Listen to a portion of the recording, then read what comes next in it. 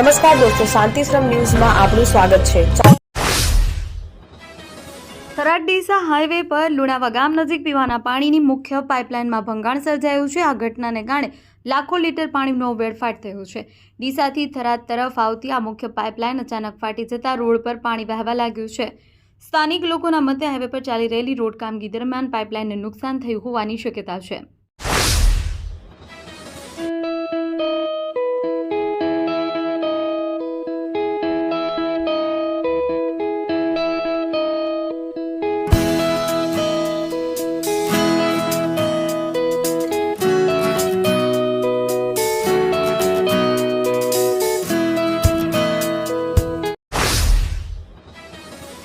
બનાસકાંઠાના કાંકરેજ તાલુકાના મુખ્ય મથક શિહોરીમાં કોંગ્રેસ પક્ષે તાલુકા પંચાયતની સીટ નંબર 1 પર યુવા ઉમેદવાર યુવરાજસિંહ ભટ્ટેસરિયાને મેદાને ઉતાર્યા છે।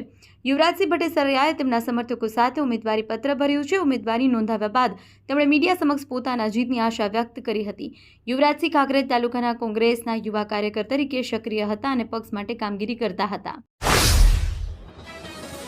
કાંકરેજ કોંગ્રેસના પૂર્વ તાલુકા મહામંત્રી પરેશભાઈ દેસાઈએ તેમના પદ પરથી રાજીનામું આપ્યું છે। તેમણે જિલ્લા કોંગ્રેસ પ્રમુખને સોશિયલ મીડિયા મારફત પોતાનું રાજીનામું મોકલ્યું છે। રાજીનામા પત્રમાં પરેશભાઈ દેસાઈ વ્યક્તિગત કારણોસર આ નિર્ણય લીધો હોવાનો ઉલ્લેખ કર્યો છે। તેમણે પક્ષની તમામ જવાબદારીઓ અને સભ્યપદેથી રાજીનામું આપ્યું હોવાનું સ્પષ્ટ જણાવ્યું છે।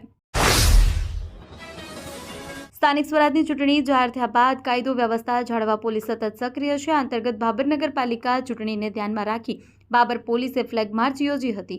બાબર શહેરમાં ચૂંટણી દરમિયાન કાયદો વ્યવસ્થા જળવાઈ રહે તે માટેથી ફ્લેગ માર્ચનું આયોજન કરાયું। બાબર પોલીસ મથકે શરૂ થયેલી આ માર્ચનું નેતૃત્વ બાબર પીઆઈ એચ.એલ. જોશીએ કર્યું હતું। બનાસકાંઠા જિલ્લામાં દારૂના વેચાણ અને હેરાફેરી સામે પોલીસ દ્વારા સતત કાર્યવાહી કરવામાં આવી રહી છે।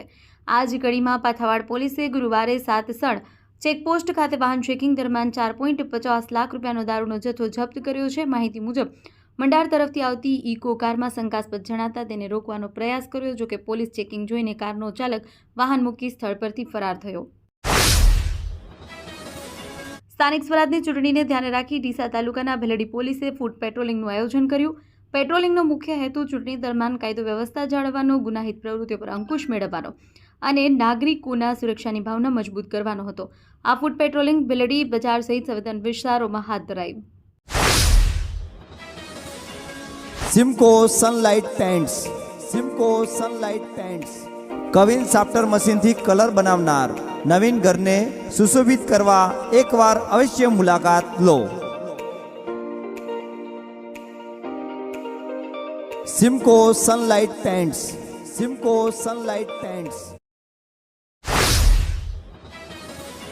આવતીકાલે સ્થાનિક સ્વરાજની ચૂંટણીમાં ફોર્મ ભરવાની છેલ્લી તારીખ છે, ત્યારે હજુ સુધી ભાજપ કોંગ્રેસની મહત્વની યાદીઓના કોઈ ઠેકાણા નથી। કોંગ્રેસના તો દર વખતે છેલ્લી ઘડીએ યાદી જાહેર કરવાની પરંપરા છે, ત્યારે ભાજપમાં પણ આંતરિક ખેંચતાણને કારણે યાદીઓ લટકી પડી છે। અમદાવાદ, રાજકોટમાં ભાજપ કોંગ્રેસના નેતાઓ પોતાની માનીતાઓને ટિકિટ આપવા મુદ્દે જીદે ભરાયા છે।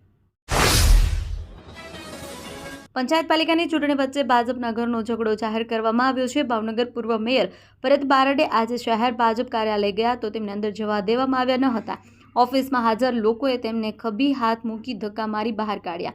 ભારે ગુસ્સા અને સાથે જ ભરત બારડ કાર્યાલયની બહાર આવ્યા અને પાર્કિંગમાં સ્કૂટર લઈ જતી વખતે બોલ્યા કે પાર્ટી કોઈના બાપની નથી, અમે બનાવી છે, બધા આડા પડ્યા છે, ઓફિસમાં ન જાઓ પ્રમુખ પાસે, અને પછી ત્યાંથી નીકળી ગયા।